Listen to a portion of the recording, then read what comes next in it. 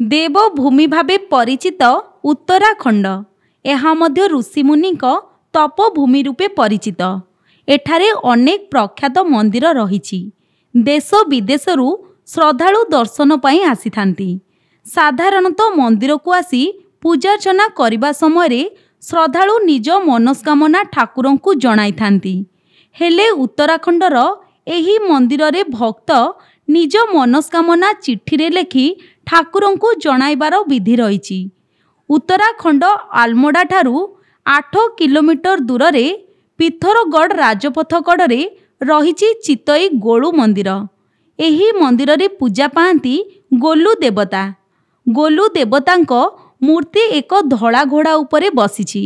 हाथ रे रही धनु तीर। तांकु न्यायर देवता रूपे पूजार्चना करा जाए। से समस्तंकु उचित और त्वरित न्याय प्रदान करती बोली मान्यता रही। तांकु गौर भैरव नाम रे डाकंती भक्त। चितई गोलू देवतांकु केतेक भक्त कृष्णक अवतार आउ केतेक भक्त शिवंक अवतार बोली मानती। एठाकु आसुथिबा भक्त निज मनस्कामना चिठी रे लेखि मंदिरर कांथ और गछरे टांगी थांती। गोलू देवता तांको चिठी पढ़ी मनस्कामना पूरण करिथांती बोली भक्तंक विश्वास रही। जेउ भक्तंक मनस्कामना पूरण हुए से मंदिर को जाई घंटी प्रदान करिथाए।